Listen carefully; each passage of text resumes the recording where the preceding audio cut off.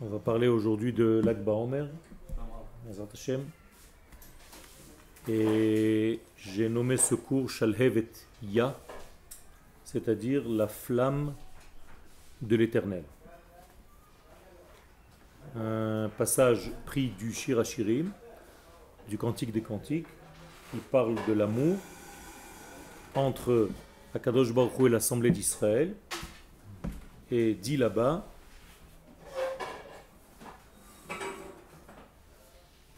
compare là-bas l'amour entre l'Assemblée d'Israël et Akadosh Baruch Hu à un amour qui ressemble à une flamme qui ne s'arrête jamais. Reshafea rishfei esh shalhevet ya. Maim rabim lo yuchlu lechabot et ha'ahava. Uneharot lo yishtefuha. Comme ça dit là-bas le verset dans le Cantique des Cantiques. C'est-à-dire, aucune eau au monde ne peut éteindre ce feu d'amour entre Akadosh Baruch Hu et l'Assemblée d'Israël. Agaon mi Vilna Zatzal yada lekasher ben Lag BaOmer le ben Tu B'Av. Le Gaon de Vilna savait faire le lien, un lien qui nous échappe à première vue, entre Lag BaOmer et Tu B'Av. Nous ne voyons pas au départ quel est le lien, quel peut être le lien entre Lag BaOmer et Tu B'Av. Et pourtant, il y a un lien. Slicha? Non, Chas v'Shalom, c'est aujourd'hui ça a été pris comme ça, mais en fait, on va expliquer ce qui se passe à Tu B'Av. Slicha? Ok. Beshne ayamim alalu, mais je ne veux pas me préoccuper de cette partie que relate la Mishnah, où les filles d'Israël sortaient, bien que ça a une importance, mais ces 2 jours, c'est-à-dire Lag BaOmer et Tu B'Av, le Gaon de Vilna voyait en eux Ktsat Yom Tov. C'est une expression un petit peu de Yom Tov. Bitouy Mechayev, c'est une expression qui oblige le Osafat Simcha Yetera, de rajouter en fait dans notre vie une joie, Ekev Tosefet HaChiyuniyut, parce qu'il y a en fait une vitalité qui se rajoute la olam az, au monde, à ce moment-là. Avec des mots simples, et à Lag BaOmer, et à Tu B'Av, il y a quelque chose dans le monde qui se rajoute.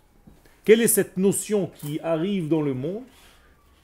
C'est cette intensité de vie, une vitalité nouvelle, une forme d'impulsion ou de pulsion de vie qui arrive à notre monde plus que d'habitude. Comment est-ce qu'on peut voir ce que je suis en train de dire? Achen, effectivement, Beshne Atarichim Hanal, à ces 2 dates précises, Mofia Erich Meshutav Hakashur Lechaim. On voit en réalité un dénominateur commun entre ces 2 dates qui est relié, relatif, ce dénominateur commun, à la vie, au rajout de la vie. Betu B'Av Kalu Metemidbar, et voilà les 2 expressions que la Gemara nous donne. À Tu B'Av, les morts du désert sont arrêtés de mourir, ont arrêté de mourir. Il n'y avait plus de morts dans le désert. Bishnat Arbaim, à la 40e année. Comme ça dit la Gemara dans Ta'anit, page 4, Mishnah Chet. Qu'est-ce que ça veut dire? Ça veut dire que vous savez qu'après la faute des explorateurs, qui a eu lieu, quelle date dans l'année? Tisha B'Av. Eh bien, chaque fois qu'on arrivait à Tisha B'Av, que faisaient les enfants d'Israël? Ils creusaient leur propre tombe, bien leur propre trou. Et ils dormaient. Combien de jours? 6 jours d'affilée. Pour savoir s'ils allaient se relever, parce qu'ils devaient mourir, ou bien si on leur donnait encore une année de plus.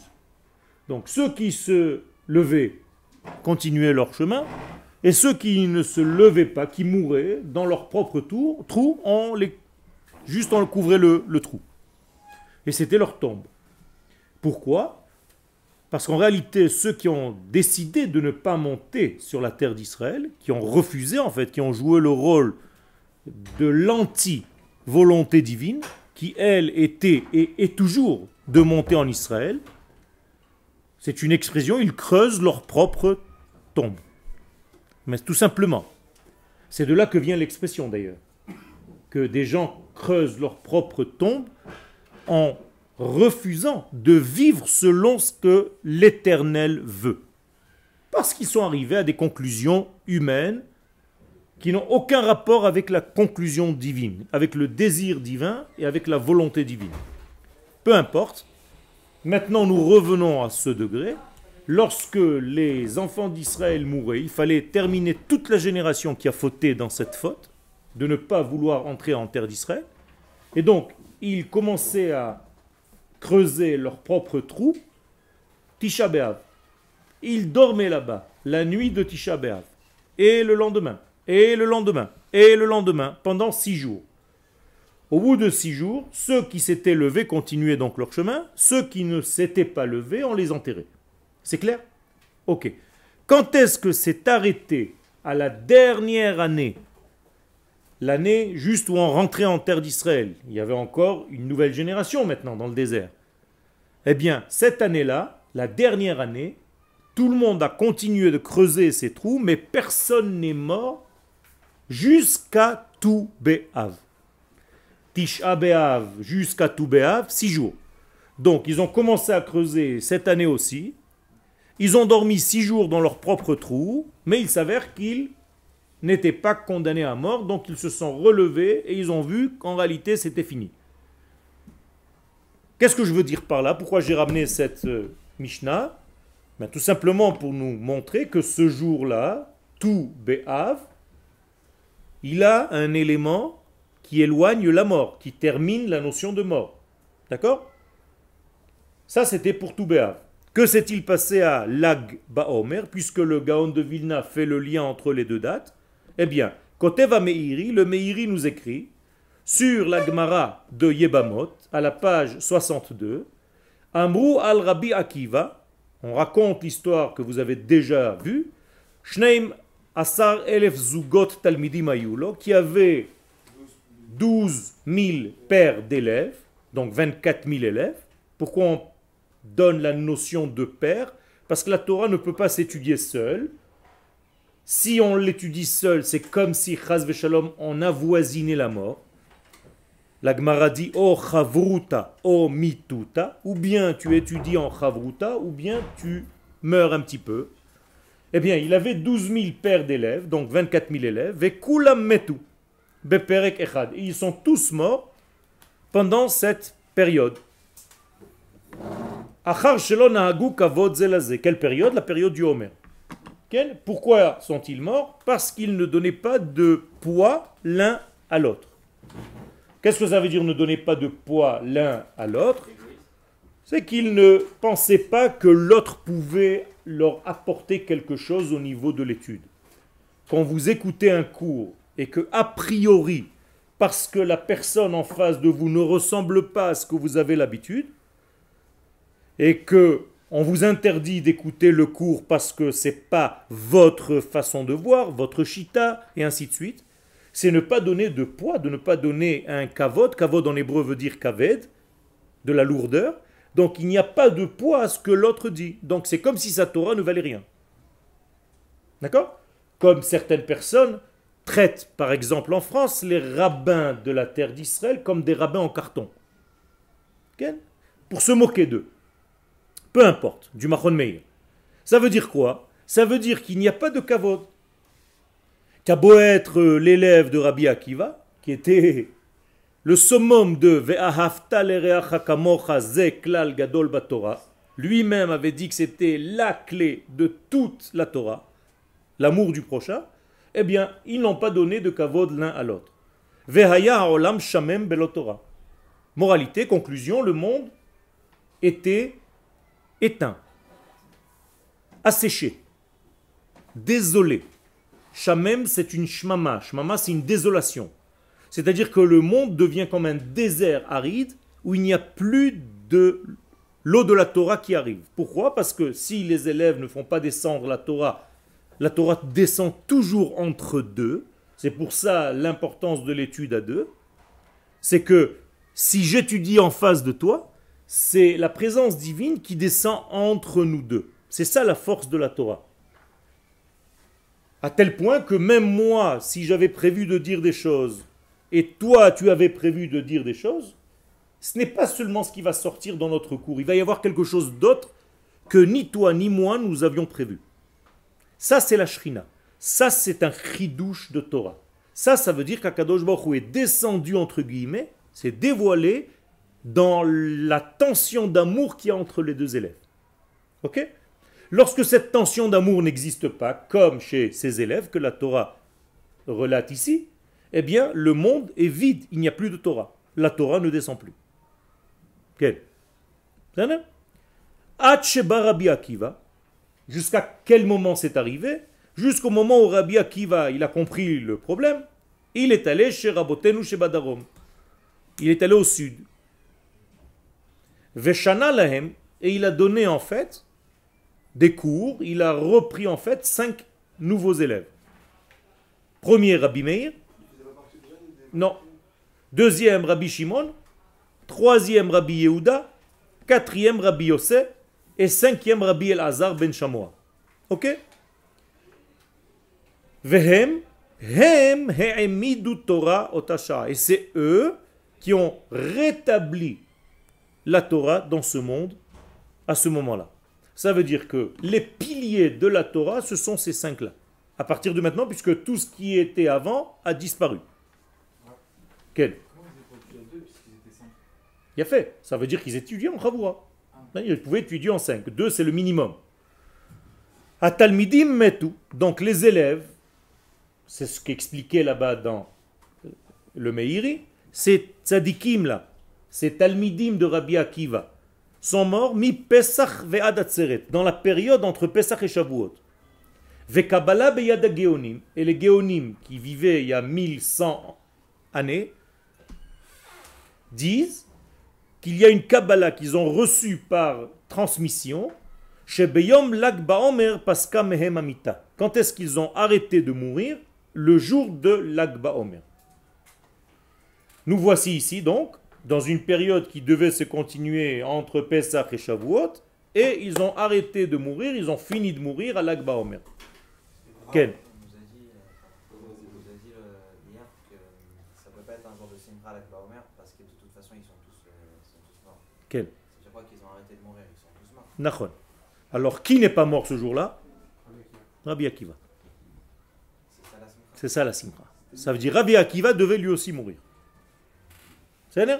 Rabbi Akiva n'est pas mort, il a compris le problème et il est allé reformer une nouvelle Torah dont DONT, la qualité première va être l'amour et le respect pour l'autre. Si tu n'as pas de respect pour un Talmid Chacham, même s'il n'est pas de ta tendance, tu ne peux pas étudier.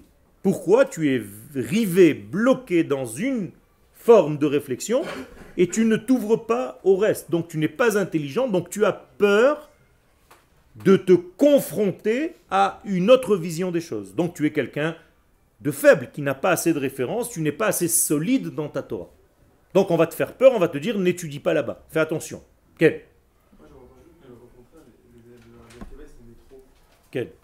On peut toujours faire des trucs. Là, la Gemara, moi je lis en hébreu, simple. Je ne vais pas dire ce que les Chachamim n'ont pas dit. D'accord? Les Chachamim disent qu'ils ne s'aimaient pas, qu'ils n'avaient pas de kavod, en tout cas c'est ça le terme, chez l'onahagu kavod zelazé. Je ne peux pas dire le contraire lorsque c'est écrit tellement clairement. Vous avez dit les 5 élèves de Rabbi Akiva, c'est Meir, Eliezer, Rabbi Shimon Bar Yochai et les 2 autres, c'est... Voilà, c'est marqué, tout est marqué là. Ad sheba Rabbi Akiva, etzel rabotenu sheba darom. Donc qui était? Rabbi Meir, Rabbi Shimon, Rabbi Yehuda, Rabbi Yosef et Rabbi Elazar ben Shamoa. Ok? Quel? Si vous avez dit que Rabbi Akiva il devait mourir, Quel? c'est parce que ses élèves sont morts ou parce que lui aussi, il n'appliquait pas. Non, parce que justement, si un maître n'arrive pas à inculquer à ses élèves dans la Torah tellement élevée de Rabbi Akiva, cet amour qui est en fait la base, ça veut dire que lui-même a un problème. Donc il fallait corriger cette chose-là en comprenant qu'en réalité, il y avait quelque chose à réparer. Comment ils en sont arrivés là en fait? Ça, c'est encore autre chose. Mais ce que je veux vous dire, c'est que il y avait 24 000 élèves. 24 000 élèves sont morts de Pessah à l'Ag Baomer. Si on devait faire une moyenne par jour, c'est combien de morts? 700. Donc 700 morts par jour, imaginez-vous. Et pas des petits rabbins de quartier, c'est des montagnes. Donc 700 enterrements chaque jour. Ceux qui sont morts le premier jour, on va dire. D'accord. Mais ceux qui ont attendu et qui n'ont pas fait tchouva, jusqu'à l'Ag Baomer, ils auraient pu faire tchouva. Comment c'est possible ça? Justement, nous, on est en train de lire, on n'est pas en train de pleurer sur quelque chose, oh, je comprends pas, comment c'est possible, machin. La preuve, on est. C'est que tu peux être un grand dans la Torah, et si tu n'as pas de respect pour ton prochain, toute ta Torah, elle est vouée à la mort. C'est tout ce que ça veut dire. C'est de là qu'est venue aussi l'importance d'étudier Pirkei Avot, c'est-à-dire le livre du Moussar par excellence, le livre des pères, pour savoir comment se conduire. Ça veut dire que si je n'ai pas de relation horizontale entre nous deux, comment est-ce que je vais demander une relation verticale avec Akadosh Baruch Hu? C'est pas possible. Alors la Torah n'a pas peur. La Gemara n'a pas peur de nous raconter. Si c'était une religion, qu'est-ce qu'elle aurait fait? Elle aurait caché cette histoire, elle aurait mis aux oubliettes. Les juifs, c'est des tops. Non, il y a aussi des problèmes. Et s'il y a des problèmes, il faut les régler. Il ne faut pas avoir peur de poser des questions. C'est là? Quel? Qu'est-ce qui a fait que ça s'arrête Alors justement, c'est là le but du cours. Mais pour l'instant, vous m'avez retardé sur autre chose. Moi, si c'était une religion, elle aurait. Voilà, ça continue. Quel? Moi, si c'était une religion, elle aurait. Mais parce que tout simplement, les religions, qu'est-ce qu'elles font? Elles camouflent tous les problèmes, toutes les erreurs, et elles embellissent les choses. Nous, on n'est pas une religion, c'est quelque chose qui nous vient de l'éternité, et donc on ne peut pas camoufler quoi que ce soit. On doit être vrai, on doit être authentique, et on doit se confronter aux problèmes. Et nous avons ces problèmes-là, et nous devons les corriger. Je recommence maintenant. Le point commun, c'est ce qui m'intéresse pour l'instant. Entre tout Béhav, où les morts du désert ont arrêté de mourir, et l'Ag Baomer, où les élèves ont arrêté de mourir, c'est qu'à ces deux dates, la mort a cessé. Vous êtes avec moi? Si la mort a cessé à l'Ag Baomer et à tout Béhav, ça veut dire que ces deux jours, dans leur qualité intrinsèque, elles ont une force qui repousse la mort. C'est logique ce que je suis en train de vous dire? Ok, jusque-là, nous sommes d'accord. Ça veut dire qu'il y a à l'Ag Baomer et à tout Béhav une force de vie, un supplément de vie, un supplément de vitalité. Pas seulement que la mort est arrêtée, il y a une couche de vie supplémentaire qui arrive dans ces deux dates-là. Quelle?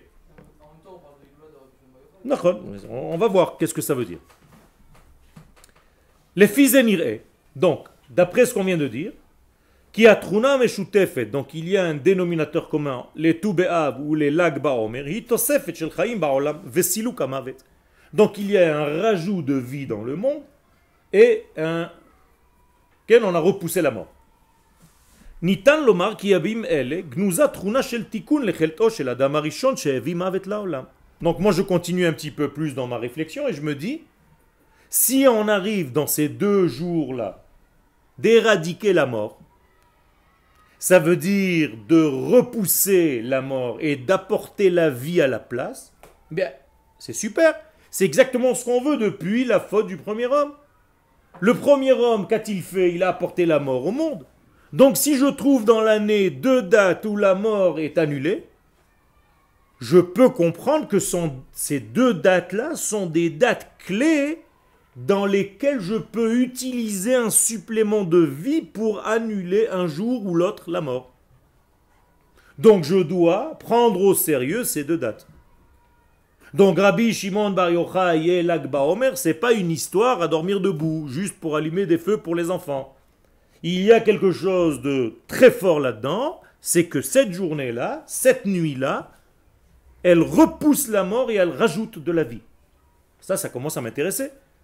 Je commence à corriger la faute du premier homme, c'est-à-dire je suis en train de faire le tikkun de l'humanité tout entière. Imaginez-vous qu'un jour le peuple d'Israël va trouver la clé, la formule pour annuler la mort. Ben, c'est nous qui détenons ce degré-là. Et la Gemara nous dit, et donc maintenant je voulais apporter, parce que j'ai cuisiné, j'ai travaillé pour arriver à cette conclusion. Vous pouvez ne pas être d'accord, mais pour l'instant je suis très logique.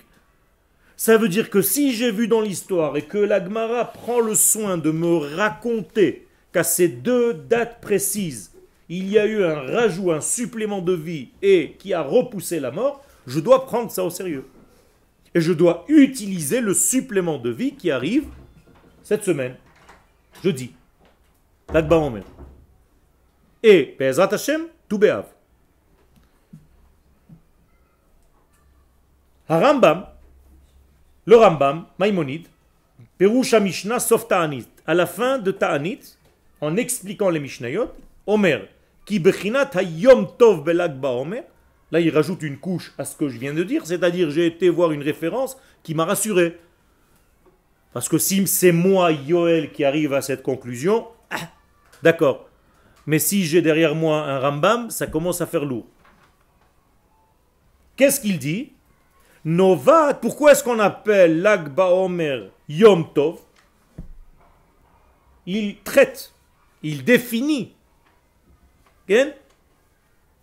le jour de Lag BaOmer comme étant un Yom Tov. Pourquoi? Novat misiluk, regardez ses propres paroles, c'est en gras, misiluk charon af Hashem me'al Israël. Ce jour-là, il y a un enlèvement de la colère de Dieu qui pèse sur Israël. Magnifique.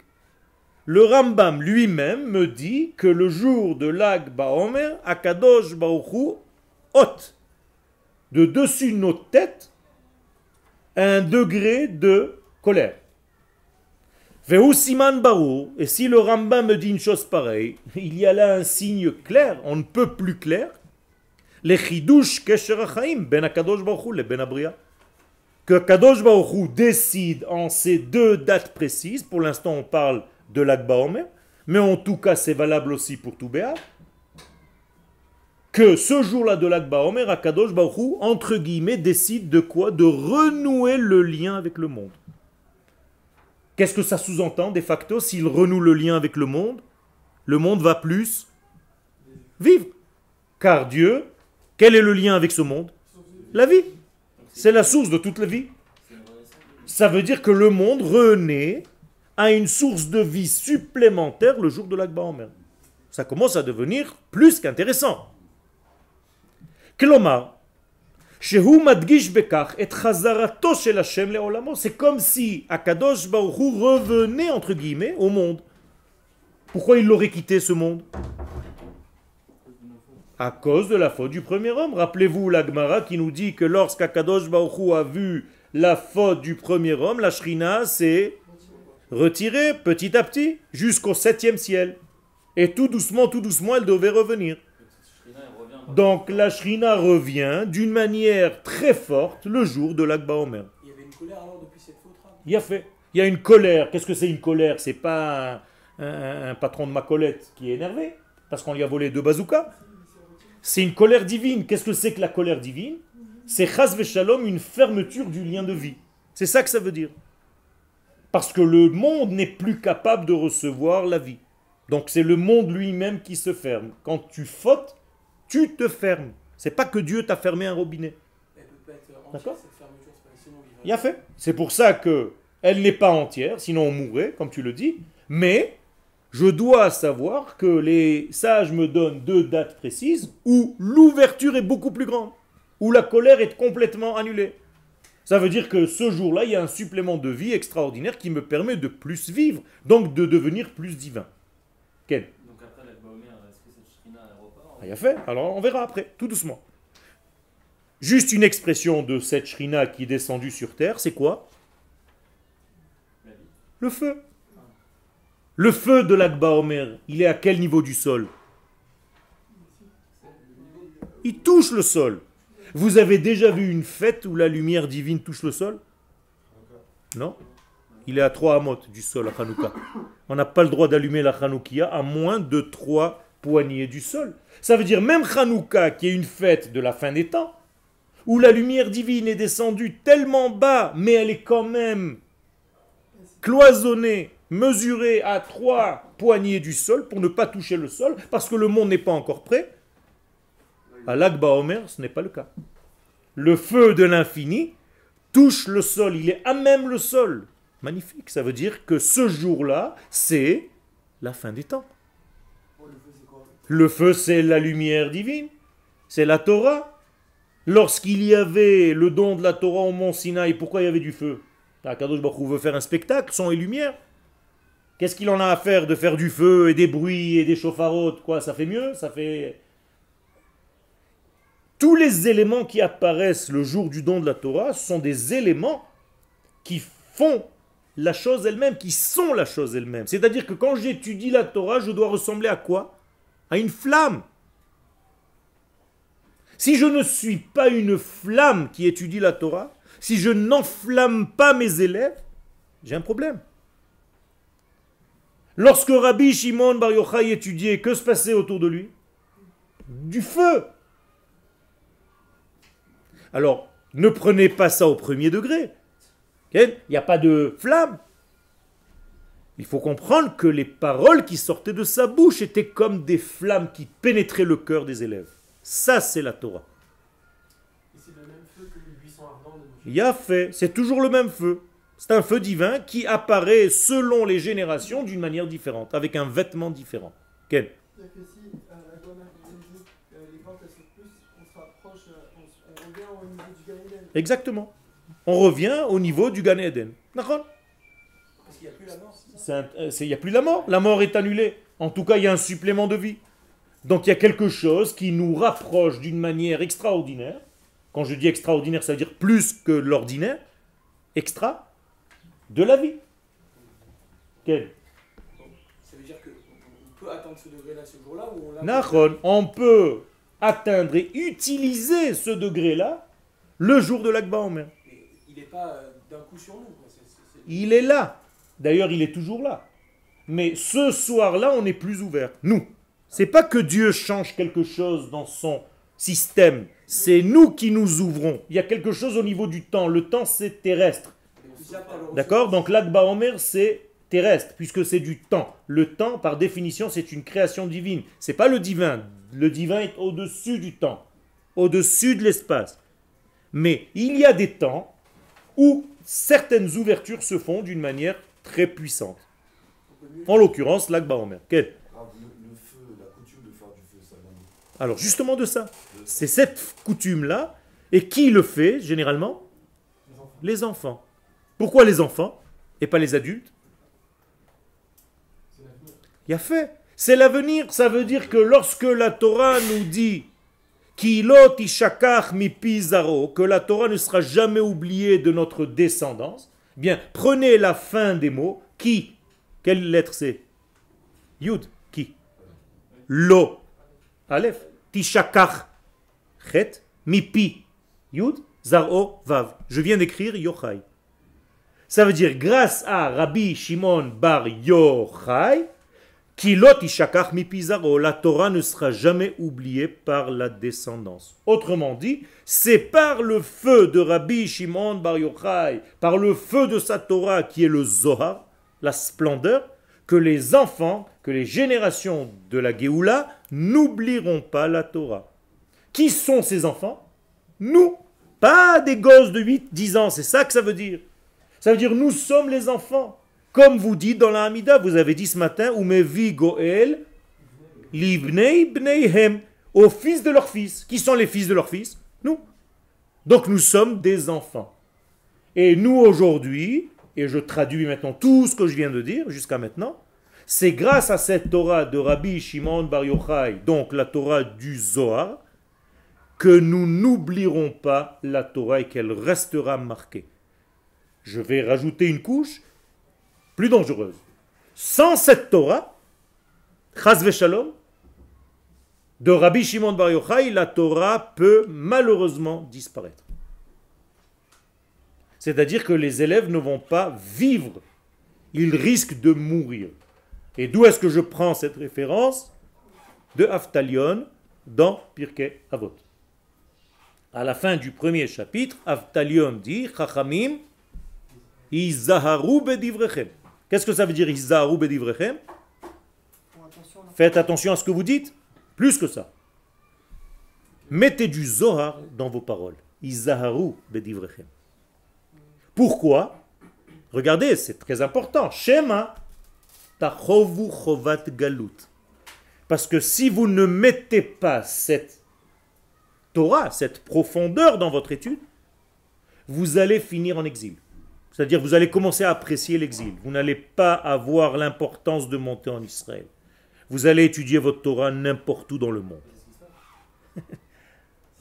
J'appuie pas sur les mots et tu le fais à ma place. Je fais exprès pour être un petit peu plus adin.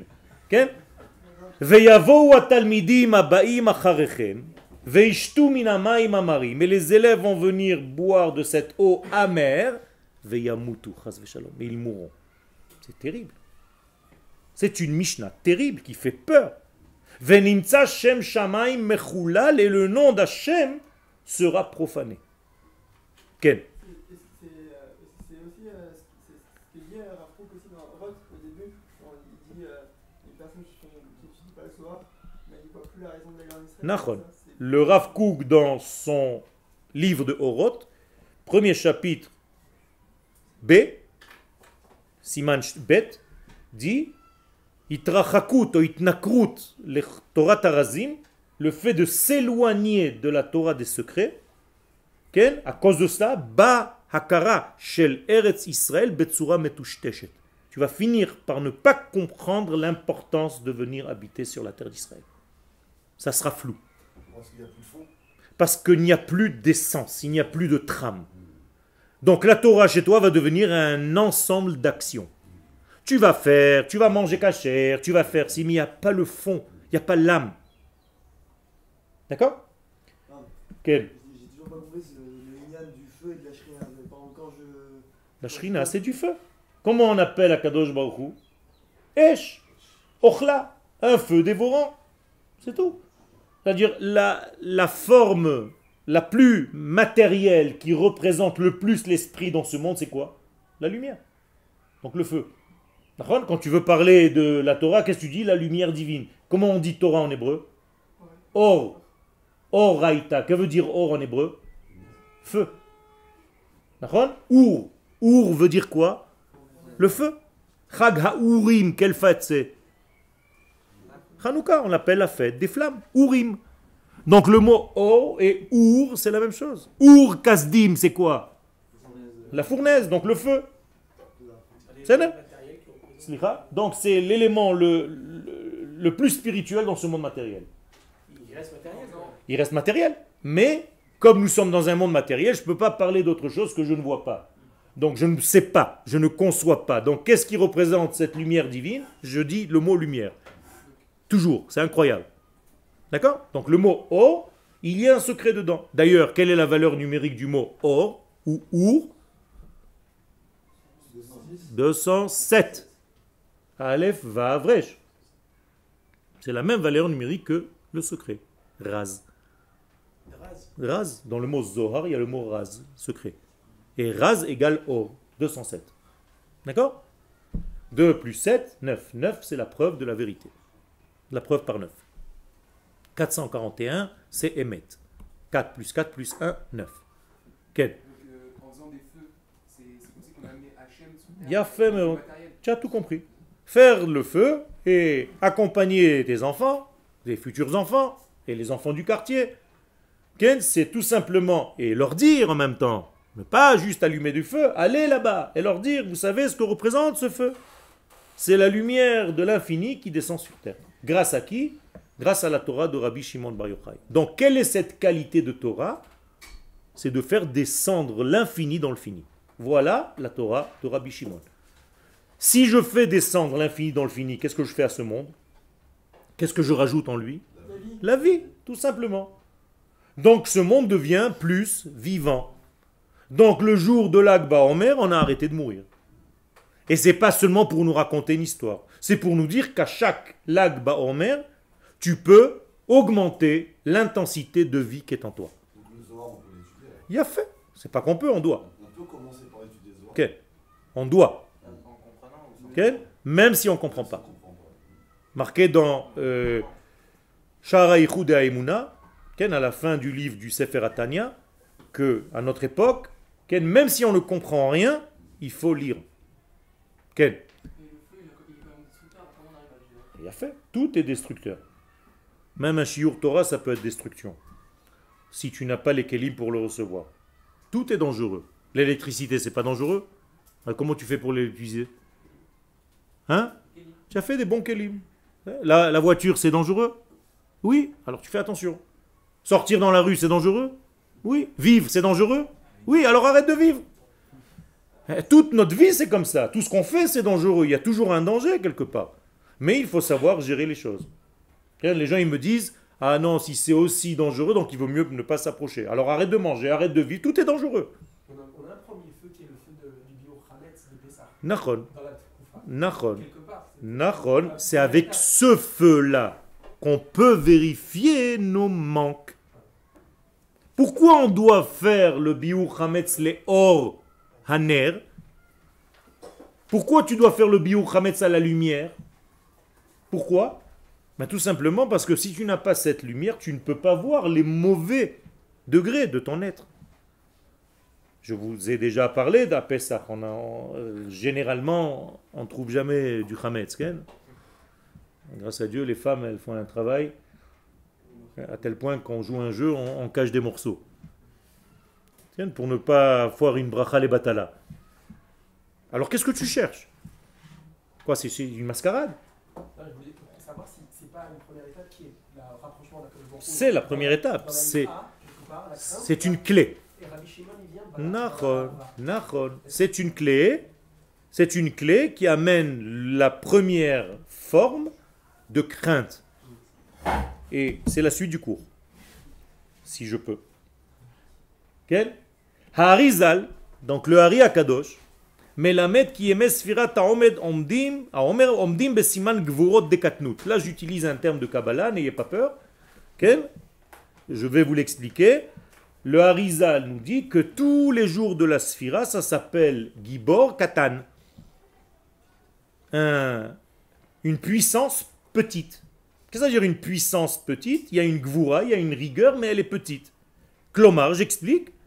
שהיקום מלא אז בדינים שמי שאינו יודע להשתמש בכוחות שלהם לטובה, לנתינת גבולות, לתיקון המידות, לצמצום, לענווה, יכול לגרום נזק בעולם. C'est-à-dire, il y a une influence pendant toute cette période où il y a beaucoup de rigueur dans l'air. Ok? Et ceux qui ne savent pas utiliser cette rigueur, à quoi sert la rigueur dans le monde? C'est bien qu'il y ait de la rigueur dans le monde ou pas? Bien sûr. À quoi elle sert la rigueur? À donner des limites.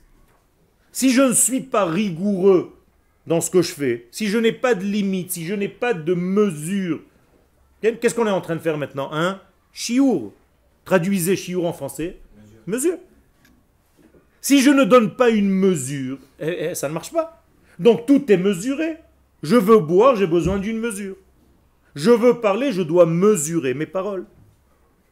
Donc c'est très important la rigueur. Mais ceux qui ne savent pas utiliser cette rigueur à bon escient, que se passe-t-il? Ça détruit. C'est pour ça que les élèves de Rabbi Akiva sont morts. Parce qu'ils ne donnaient pas de place à l'autre. Ils ne donnaient pas de mesure à l'autre. Tu n'existes même pas pour moi. Je te vois même pas. D'où la contraction d'Hachem. Exactement. La contraction d'Hachem qu'on appelle le Tzimtzum, c'est pour nous laisser vivre. Pour ne pas remplir le monde de sa pleine lumière. Donc quand je veux vous envoyer un message, qu'est-ce que je fais? Je suis obligé moi aussi de le limiter à mon petit niveau. Parce que si je commençais aujourd'hui par exemple à vous balancer des termes de Kabbalah, ça servirait à quoi? À rien. Je donne juste, je balance des mots et je fais plus de dégâts qu'autre chose. Donc j'essaye de vous traduire les notions. וזה מה שקרה בין תלמידי רבי עקיבא, שלא היו כבר בבחינת מקבלים זה מזה. Donc les élèves de Rabbi Akiva ne recevaient rien l'un de l'autre. ונותנים לזה לזה, ne donnaient rien l'un à l'autre. Comme les, sur qui on dit qu'ils reçoivent l'un de l'autre et qu'ils donnent l'un à l'autre. Mekablin den min den, les anges, les malachim.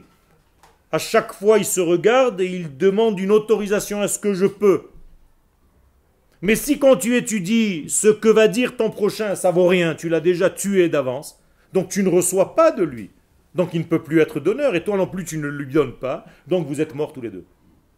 Quel? Comment les élèves pouvaient étudier ensemble? Là, ils ne peuvent pas, Tout à fait. Tout à fait.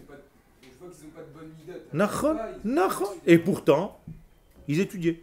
Ça veut dire ils étaient beki'im. C'est chacun sur une table. Quel? Chacun pouvait te sortir tout ce que tu veux par cœur. Il connaît tout par cœur. Et alors? C'est ça, c'est de la Torah. C'est parce que tu connais des références par cœur. C'est pas ça la Torah. La Torah, elle est avant tout une vie. Si quand tu étudies avec moi, tu sors, ne serait-ce qu'un petit peu plus vivant après le cours, j'ai gagné mon pari. Ça donne la vie alors, l'échange. Le Vadaï, l'échange donne la vie. Quand tu échanges, tu partages, tu vis, tu vibres, tu es en mouvement et le mouvement, c'est la vie.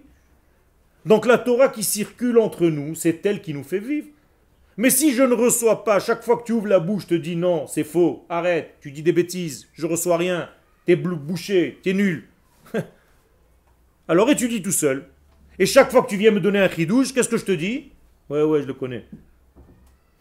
Je l'ai déjà entendu. Ne faites jamais ça. Même si quelqu'un vous donne un chidouche que vous savez déjà, laissez-le avoir ce plaisir. Parce que pour lui, c'est une vie. Maintenant, il s'est senti, waouh, j'ai donné, moi aussi. Mais si tu lui casses cet élan, tu le tues. Donc, soyez dans l'humilité et faites semblant que vous ne savez pas. Et vous lui dites, waouh, quelle merveille. C'est pas grave. Mishum darke shalom, tu as le droit. Ça, c'est de la rigueur. Quel? Ça, c'est donner des mesures. Et donner la place à l'autre. Pourquoi je ne mens pas à un enfant quand je lui fais un puzzle avec lui, que je lui ai déjà terminé 5000 pièces moi-même, et je lui donne 5 pièces à terminer à la fin, et je lui dis, waouh, il a tout fait. C'est pas un mensonge? Et pourtant tu le fais, non? Mais c'est même pas un mensonge, on apprend. Il a fait, ça s'appelle pas un mensonge. Velachen metu talmidim. C'est pour ça que les élèves sont morts. Qu'est-ce que c'est talmidim? Vous vous rappelez la racine du mot talmid? Accoucher. Nachon? Leïda. Donc, mityaled. Qu'est-ce que ça veut dire mityaled? Accoucher. Donc les talmidim sont morts. Qu'est-ce que ça veut dire? Il n'y a plus d'enfants. Il n'y a plus de tridushim. Le monde devient sec. Behemshech nehemar. Et donc, à la suite, il est dit, Shemiyom Lag Baomer vaelach, à partir de Lag Baomer, Hitrilat Kufa shel Hara Chadasha, donc le Harizal nous dit, après Lag Baomer, ce qui était petit au niveau des rigueurs devient Gvurot de Gadlut. Encore un terme de la Kabbalah, n'ayez pas peur, on l'explique, c'est-à-dire, tu es rigoureux, mais tu es grand. Est-ce que vous pouvez m'expliquer ce que ça veut dire, être grand et rigoureux? Savoir être grand. Qu'est-ce que ça veut dire savoir être grand? C'est-à-dire ne pas mettre les mesures là où il ne faut pas les mettre. Il y a fait. Et en même temps, savoir être large. Savoir être généreux dans ce que tu fais. D'accord? Ne pas brûler tout ce qui tourne autour de toi qui n'est pas d'accord avec toi. Klomar shimush nachon betchunat hagvura. Tu as une rigueur, mais tu l'utilises comme il faut. Bechibur adinim lachasadi. Mais comment est-ce qu'on utilise la rigueur comme il faut? Tu l'as dit, David, tout à l'heure, et je t'ai dit, c'est la suite. En faisant le lien entre l'amour et cette rigueur. C'est Yaakov. Hein? C'est la tribu de Yaakov. Yafé, Tiferet. Vous pouvez répéter Yafé? Ça veut dire, je vais l'expliquer en français bien, comme tu m'as dit. Bien. Si en montant sur Internet, ils vont dire, c'est quoi ce français bien? Je dois être un donneur, par essence, on est d'accord? Pourquoi? Parce que la vie, elle marche par le don. Olam, chesed ibane. Le monde ne peut pas marcher s'il n'y a pas d'amour, s'il n'y a pas de partage, s'il n'y a pas de don. Donc c'est le premier attribut que je dois apprendre. Mais quand je donne, il faut donner aussi avec des mesures. Si par exemple je te donne à boire maintenant et je te mets un seau d'eau sur la tête, combien de ce seau d'eau t'auras bu? Rien du tout. Alors que si je te donne une mesure, tu bois et tu te rassasies. C'est presque une souffrance de balancer un seau d'eau sur quelqu'un qui a soif, on est d'accord? Sans lui donner à boire. Eh bien, ça c'est la force de Gvurot Degadlut. Qu'est-ce que c'est Gvurot Degadlut? Donc cette fameuse expression kabbalistique, c'est savoir donner les mesures, mais en restant gadol, en restant un donneur, en restant un amoureux. Ça veut dire tu ne changes pas ton degré de don, tu restes généreux, mais en même temps tu donnes des limites à cet amour et tu lui donnes en fait de la rigueur. Quand je donne de la rigueur à de l'amour, qu'est-ce que ça fait? Ça fait un amour qui se réveille à chaque instant. Parce que je peux être un donneur, mais un donneur qui va en mourant. Tiens, il n'y a pas de problème, tiens, tiens, tiens. Okay? Si je mets un petit peu de jeu, si je mets un petit peu de feu dans notre amour, et tu veux cette bouteille d'eau? Donne-moi un chidouche. C'est un petit jeu. Mais je t'ai donné une limite. Tu veux de la tzedaka? Tu vas dire à la dame qui est pauvre en bas de la rue? Donne-moi une bracha. Je te donne maintenant 10 shekels, mais donne-moi une bracha. Qu'est-ce que tu fais maintenant? Tu la fais vivre. Elle n'est pas seulement une receveuse, une mendicité que tu es en train de lui donner. Elle a honte presque quand elle rentre chez elle. Qu'est-ce qu'elle rentre? Qu'est-ce qu'elle dit à ses enfants? J'ai béni quelqu'un aujourd'hui. Pas j'ai reçu de l'argent. C'est pas gratuit. Ça, c'est la force de Rabbi Shimon Bar Yochai. De quoi? Faut qu'il y ait toujours un donnant? Il faut qu'il y ait toujours un jeu, un échange qui réveille la tension de l'amour. Tu es marié?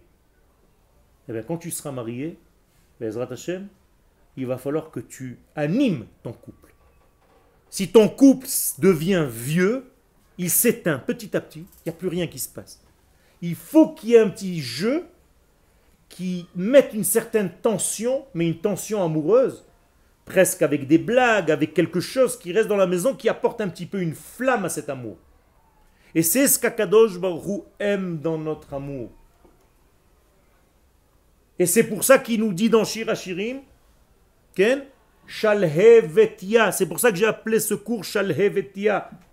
Akadosh Baruch Hu veut que notre amour soit comme une flamme, qui soit tout le temps en mouvement. Pas sec, pas éteint, pas ringard, pas vieux. Que tu te renouvelles tous les jours avec une nouvelle surprise, un nouveau truc. De temps en temps, tu envoies un SMS, de temps en temps, tu envoies des fleurs, de temps en temps, tu... Il y a toujours quelque chose qui se passe. Ça, c'est l'amour que Rabbi Shimon avait. D'accord? Et c'était ça. C'était avec ces 5 nouveaux élèves que Rabbi Akiva a remonté tout l'édifice de la Torah qui était en train de mourir à cause de ces 24 000 élèves qui sont morts. Donc la nouvelle Torah, qu'est-ce qu'elle avait comme qualité? La réparation de ce que n'avaient pas les autres élèves. Donc, il y avait de la rigueur, parce que je ne peux pas être d'accord avec toi tout le temps. Il y a un feu entre nous. Même si tu dis quelque chose et je ne suis pas d'accord, c'est pas grave. C'est pas pour autant qu'on ne s'aime pas. Dis-moi que tu ne m'aimes pas, non. Mais dis-moi que tu n'es pas d'accord avec moi, oui. C'est-à-dire que ces 24 000 élèves, ils auraient pu vachement nous aider. Bevadaï. Et pour ça, je t'ai dit que la mort des premiers était moins grave, nous dit la Gemara, que la mort des derniers. Parce que les premiers, ils n'ont pas eu le temps, entre guillemets, de faire tchouva, on va dire, en leur faveur. Mais ceux qui sont morts le dernier jour, quand tu vois tous les jours 700, 700, 700, tu commences pas à te poser des questions? Tu vas à 700 enterrements par jour? Ribono shel olam? T'as pas peur? Mais c'est la même chose pour nous aujourd'hui. Il faut faire très attention, Rabotai. Ne tombez jamais dans la haine de l'autre, même si ce n'est pas votre tendance. Vous devez l'aimer pour ce qu'il est. Et, en même temps, vous devez être capable de vous battre pour vos convictions dans la Torah. Mais sans jamais de haine. Mais l'équilibre est difficile. Nachon. C'est toujours. Toujours. Si tu perds l'équilibre, tu finis par haïr l'autre. Il faut que ce soit pour Akadosh Baruch Hu. C'est ni ton intérêt ni le mien. On a un seul intérêt, à faire descendre un petit peu plus de Dieu sur terre. C'est tout. Ça, c'est un Talmid Chacham. Il n'est pas en train de combattre une chita. Ouais, les autres, ils ont dit comme ça, les Haredim et les Lubavitch et les Kippot Srugot et les Tsioinim et les machins. Chaz v'shalom. Tu as déjà vu ton pouce se bagarrer avec ton petit doigt? Et pourtant, ils travaillent tous les deux pour le même corps. Et ils sont tout le temps en contradiction. Jamais un est derrière l'autre. Et pourtant, c'est avec ça que je peux lever. Ça, c'est la Torah de Rabbi Shimon Bar Yochai. Donc, pourquoi il y a, et je termine avec ça, un supplément de vie ce jour-là, l'Ag Baomer? Parce que c'est le jour où on a compris que la Torah doit être une Torah de vie, avec une flamme, une intensité, mais pleine d'amour. Ça, c'est la Torah de Rabbi Shimon Bar Yochai. Ana bechavivuta talia milta, comme ça dit Rabbi Shimon Bar Yochai dans le Zohar. Moi, je suis venu pour apporter de la chavivuta, de l'amour entre les élèves, même si je suis très dur dans mes façons de voir. Même si je suis dur dans ma manière de parler, c'est pas parce que je n'aime pas l'autre, mais je complète ce que je trouve pas complet chez l'autre. Et lui doit compléter ce qu'il nous trouve ne pas complet chez moi. Et je dois accepter parce que je ne suis pas moi le détenteur de la Torah. Je suis détenteur d'un extrait. Mais mon âme me dit de faire partie d'une certaine tendance. Alors je suis appartenant au Rav Kook parce que ça me parle. Mais ça ne veut pas dire que ce qu'a dit le Rav un tel, c'est de la zut, Chas v'shalom. Tu peux accepter une tendance, mais tu dois savoir que toutes les tendances se rassemblent et font la vérité absolue. Akadosh Baruch Hu est large et se dévoile dans toutes les tendances réunies. Ken? Alors pourquoi débattre avec eux si chacun prend son shoresh et shalom? Pourquoi te battre avec eux? Ouais, Si tu ne dois pas te battre avec eux. pour des arguments. Encore une fois, les arguments, j'ai dit tout à l'heure à quoi ça sert, à faire descendre Dieu sur terre, c'est tout. C'est-à-dire que C'est tout ce qu'on est là à faire. C'est pas qui est-ce qui a raison, qui c'est qui a tort, ça n'existe pas. Dans la Gemara, quand il y a une discussion entre Rabbi Yoshua et Rabbi Eliezer, quand la halacha elle est comme Rabbi Yoshua, qu'est-ce qu'on aurait dû faire? Enlever qui? Rabbi Eliezer. Rétroactivement, on va à la première page, on dit bon, Rabbi Eliezer, finalement, il n'est pas dans la halacha, barré. Non. Là, tu es mal barré. Il faut que tu respectes la tendance de l'autre, même si aujourd'hui la halakha n'est pas comme lui. Mais s'il l'a dite, c'est qu'il y a une place pour lui dans ce monde. C'est pour ça qu'on l'a laissé dans la Gemara. Le chashuv, la halakha, c'est pas le emet. La halakha, c'est le ratson Hashem aujourd'hui avec la génération qui se passe aujourd'hui. il y a un endroit où il faut être.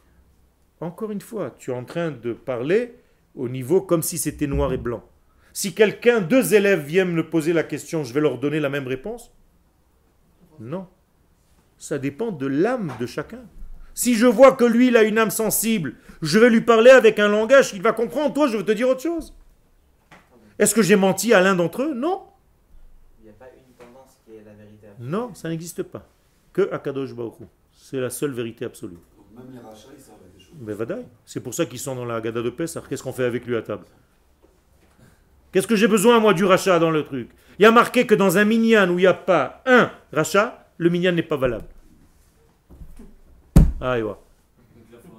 Ça veut dire que... Et comment on appelle le rachat dans les samémanim de l'actoret? La chelbena, parce qu'elle sent très mauvais. Alors les chachamim nous disent, pourquoi on la met avec les autres éléments? Il dit, parce que grâce à elle, elle donne une bonne odeur à tout le reste. Ça, c'est la force. Nous, on ne comprend pas ce genre de degré, mais ça, c'est une Torah profonde, la Torah de Rabbi Shimon Bar Yochai. Alors, je nous souhaite un supplément de vie, Be'ezrat Hashem, à l'Ag Baomer. qui va nous accompagner tout au long. Amen. Ken Yirtzon.